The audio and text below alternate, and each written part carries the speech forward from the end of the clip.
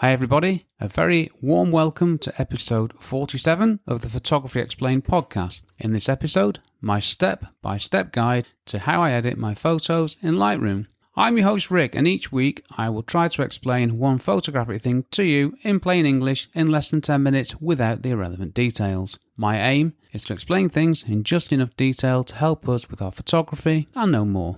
Now, I actually said that with my eyes closed. It didn't sound any better, really, did it, than me reading it out? So maybe I should stop worrying about that.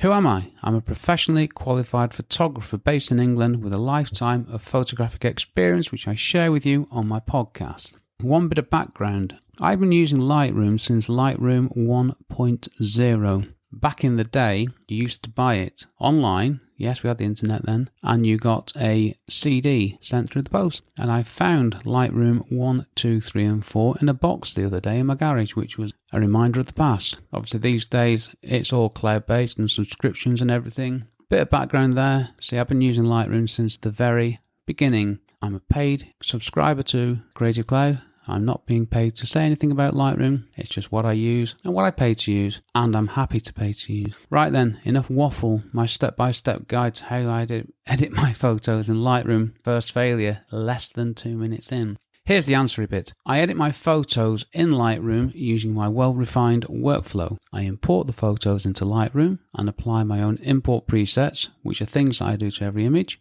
which Lightroom does for me. I start in the basic panel in the develop module and work through the panels in a logical way. I edit my photos to enhance the photo that I have taken to present the image the best I can. Okay, last episode I spoke about how I get the cards off my camera. I should have talked about filing and what have you in Lightroom, because that is actually very important. If you can't find your images, you've got a bit of an issue.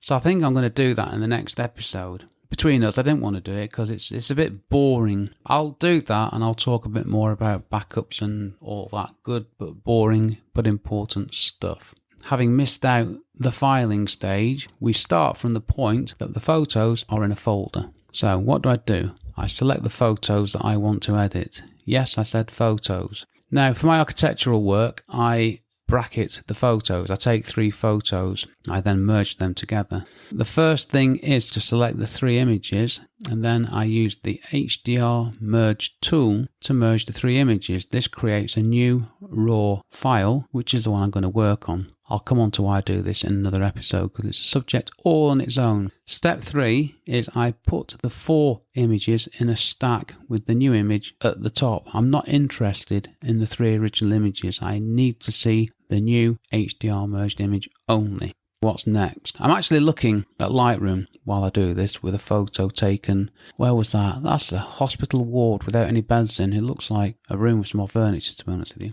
In the develop module, quick tip, if you've got Lightroom, wherever you are, press the key D and it will send you to the develop module. I've got my merged photo. I start with the basic panel. Another quick tip, if you right click in Lightroom anywhere on one of the panels that's closed, you see something called solo mode. Now, if you select solo mode, only one of the panels is open. If you select the tone curve, it shuts the basic panel. This has saved me so much time and scrolling effort with my finger. It's been I won't say it's not a life changer, is it? It's just dead handy. I work through the basic panel. Exposure, contrast, highlights, shadows, whites, blacks. Now these, I apply a preset to all of these. Also clarity and vibrant. And what I'll do is in another episode I will just talk through the Lightroom settings I use. So I go through the basic panel. This is global adjustments to the general image. Presence is the look of it. Clarity is a really good one. In fact, I'm going to do these in a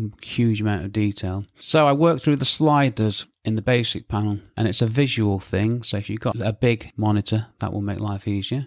The tone curve I don't always use because that's a refinement of the more, cruder adjustments, let's say that. This is fine tuning. I don't use it much, to be honest with you. Next panel is the HSL/color panel, which is a panel that I absolutely love. Now you've got hue, don't use, saturation, use, and luminance. And the beauty of this is if you pick, say, luminance, where the word luminance is, just above red, there's a yellow circle.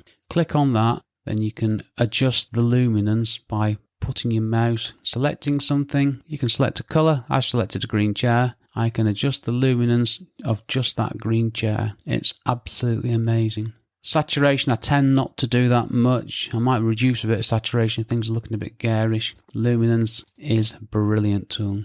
Next panel down is the detail one. Now I apply sharpening to my photos of 80, 1 and 1.2. The amount is 80, the radius is 1.2. And I'll go in and check to see if it looks okay, but it normally is, and that's done on import. Next one's lens corrections. That is, well, the lenses that I use are in Lightroom, so that's all done automatically. It's just another thing I apply on import. Next panel is the transform. This is getting your verticals vertical, your horizontals horizontal, and if there's any distortion, you can correct that here. I'm going to have to go through each of these panels one by one in an episode, I think. Transform, very important for my architectural photography. If I haven't got everything right in camera, this is where I can come back and just tweak things. Now, effects panel.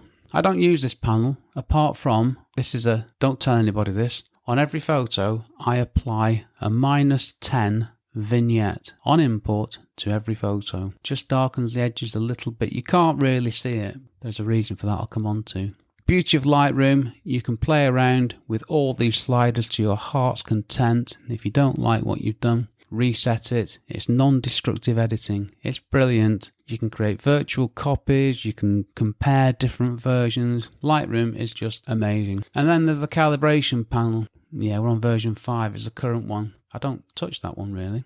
So once I've done all that, you'll notice I haven't talked about white balance or anything. I'll come back to that, but I use auto white balance just so you know. Just above the basic panel, there is something called crop overlay, spot removal, red eye correction, graduated filter, radial filter, and adjustment brush. There's bits I can do with each of these tools, which I'll talk about in another episode, but the point I wanted to get over here is it's a logical sequence. I work through the panels one to the next. Start with the basic panel, that's the global adjustments, and after that it's tweaking and refining and subtle edits, and that's it. I don't spend much time in Lightroom. I've spent since 2007 working in Lightroom, and the more I learn about it, the less time I spend using it, which has got to be a good thing. Photography, for me, and I'll say for me, not for everybody, photography for me isn't sat staring at my computer spending hours editing. No, it's about taking photos. Okay, so the big takeaway, I've used that phrase finally. You do global adjustments first, and then you do local adjustments after. That's all I can cram into a 10-minute episode. Oh, sorry, one last point. What about Photoshop? Now, I'm not a fan of Photoshop because I don't understand it. I use Photoshop to remove things. It's too complicated for me. It's not intuitive to me. I struggle with it, so I use the wonderfully powerful tools to remove things I don't want in a photo, and that's it. My one-line summary. I edit my photos in a logical, simple way to enhance the images that I have taken. So what do I want you to do now? Number 1, let me know your thoughts on Twitter, please. @RickPhoto is where you can get hold of me. 2, subscribe to my podcast if you enjoyed this episode. This helps me. 3, rate and review my podcast. Again, if you enjoyed this episode, this helps me. Number 4, tell someone you know about my podcast. Someone who you think obviously would like my podcast and what I'm talking about, because this helps me as well. Growth is a good thing. Next episode.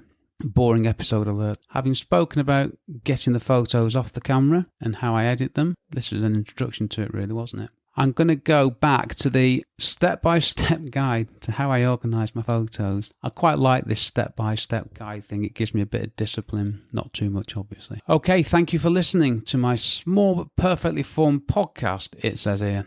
Please check out my website, rickmcevoyphotography.com, where you can find out all about me and my architectural and construction photography work, as well as my photography blog, where you can learn lots more about photography and me, if you want. And just nearly got to the end then without a major mistake. I nearly said a rude word then. Please check out my Photography Explained podcast website, where you can...